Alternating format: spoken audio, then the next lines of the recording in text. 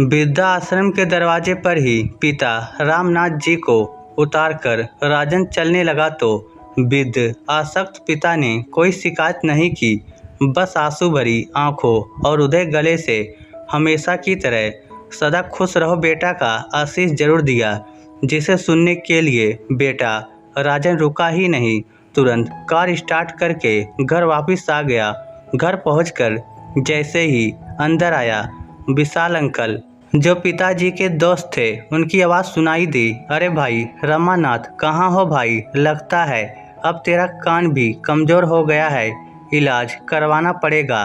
देख आज तेरे लिए तेरी मनपसंद रबड़ी लाया हूँ।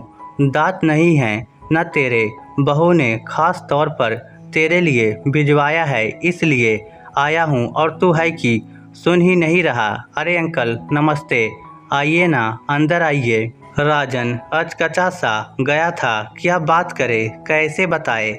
नहीं बेटा, बैठूंगा नहीं, बस ये रबड़ी रमा को खिलाकर चला जाऊंगा। छड़ी के सहारे धीरे धीरे कदम बढ़ाते विशाल जी ने राजन को देखकर कहा, कहाँ है रमा? दिखाई ही नहीं दे रहा, ना ही उसकी कोई आवाज़ सुनाई दे रही है।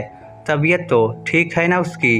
उनका चिंतित स्वर राजन को बेचैन कर गया। नहीं अंकल, पापा घर में नहीं हैं, राजन ने कहा तो विशाल जी ने आश्चर्य से पूछा, घर में नहीं हैं तो कहाँ गए? तू भी तो यहीं है। ओ अंकल, मैंने वृद्धाश्रम में उनके रहने की व्यवस्था कर दी है, अभी मैं वहीं से आ रहा हूँ, बहुत अच्छी व्यवस्था है वहाँ पर। राजन की बात सुनते ही विशाल जी के कदम जम से गए। वृद्धाश्रम। राजन, तू रमा को अपने वृद्ध पिता को खुद वृद्धाश्रम में अकेला छोड़ आया। सदमा सा लगा था उन्हें सुनकर। अपने लड़खड़ाते कदमों को वहीं पड़ी कुर्सी पर किसी तरह बैठकर सहारा दे पाए थे। क्यों किया तूने ऐसा राजन? तेरे लिए बोझ बन गया था तेरा पिता। क्यों अंकल, आपसे कुछ छुपा नहीं है। माँ के जाने के बाद से पापा की दिनचर्या ही नहीं, बोलचाल व्यवहार भी अजीब सा हो गया है।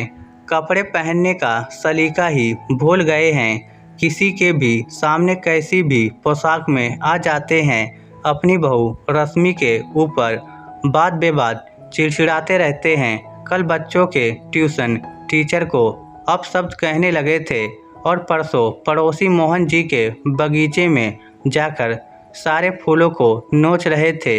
एक मिनट को घर में सुकून और शांति नहीं मिल पाती। मुझे ही संभालना पड़ता था उन्हें। इतने ऊंचे पद पर हूँ मैं, ऑफिस में इतना काम, रोज रोज छुट्टी कैसे मिलेगी? अचानक खड़े हो गए थे विशाल जी। बस बेटा बस कर, तुझसे ऐसी उम्मीद नहीं थी। जानता है बचपन में एक बार बोर्ड परीक्षा में तू फेल हो गया था, रमा पर तो गज गिर गई थी। बड़ा नाज था उससे अपने बेटे पर, सारी बिरादरी में उसकी बदनामी हुई, पर तुझ पर उसने आँच नहीं आने दी थी। तू अवसाद में चला गया था, घर से बाहर नहीं निकलता था, घर में सबके ऊपर चिल्लाता रहता था। कभी नहीं पढ़ूंगा ऐसा भी कहता था। उस समय रमा ने ऑफिस से लंबी छुट्टी ले ली थी और पूरे समय तेरा ध्यान रखता था। अपने हाथों से तेरी पसंद की चीज़ें बनाकर खिलाता था। किसी से मिलता जुलता नहीं था, सिर्फ मैं ही था जिससे वह अपना दुख सुख बांट लेता था। मैं समझाता था, अरे रमा इतना पागल मत बन, पुत्र मोह में तेरी नौकरी छूट जाएगी, तेरा लड़का बिगड़ गया है। तेरे इसी लाड में उसको डांट फटकार लगा, तब वह बहुत विश्वास से कहा करता था, नहीं विशाल मेरा बेटा है, ये कभी गलत राह पर नहीं जा सकता, अभी बच्चा है, गलती हो गई सुधर जाएगा, देखना एक दिन मेरा नाम रोशन करेगा। नौकरी का क्या है, मुझे फिर कोई सी मिल जाएगी, पर मेरा बेटा खो गया तो अभी मेरे बेटे को मेरे स्नेह और ख्याल की ज़रूरत है। दिन रात एक कर दिया था उसने, रात रात भर तेरे बिस्तर के पास बैठा रहता था। कहीं कोई गलत कदम ना उठा ले तू, तब तो उसने तुझे किसी सुधारगृह में भेजने की कल्पना भी नहीं की और उसी की तपस्या त्याग से ही तू आज सफलता के इस मुकाम पर खड़ा है। सोच, अगर उस समय उसने तेरी पढ़ाई छुड़ा दी होती, तुझे उसी रास्ते बिगड़ने के लिए छोड़ दिया होता जैसे तू आज कर रहा है। अरे बेटा, आज तेरे पिता को, मेरे दोस्त को तेरी मेरी सख्त ज़रूरत है। राजन की काटो तो खून नहीं वाली स्थिति हो गई थी। अंकल, मुझे माफ़ कर दीजिए।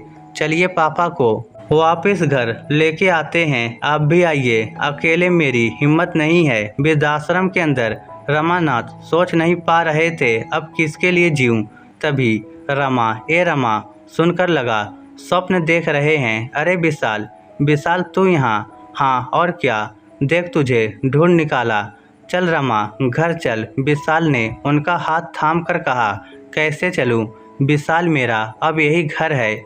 मेरा बेटा खुद मुझे यहाँ छोड़कर गया है। रमानाथ जी कह ही रहे थे, तभी विशाल के पीछे राजन आ गया। पापा, मुझे माफ़ कर दीजिए, अपने घर चलिए। आपका ये बेटा एक बार फिर राह भटक गया था। नहीं, ये मेरा बेटा है, कभी गलत काम नहीं कर सकता। पूरे विश्वास से कहते हुए सिर झुकाए खड़े अपने पुत्र को रमानाथ जी ने गले से लगा लिया था। चल अब जल्दी घर चल रमा, रबड़ी भी तो खाना है तुझे। कहते हुए विशाल जी अपने मित्र का हाथ पकड़कर कार की ओर बढ़ गए। इस स्टोरी को लेकर आपकी क्या राय है, नीचे कमेंट करके हमें ज़रूर बताइएगा। धन्यवाद।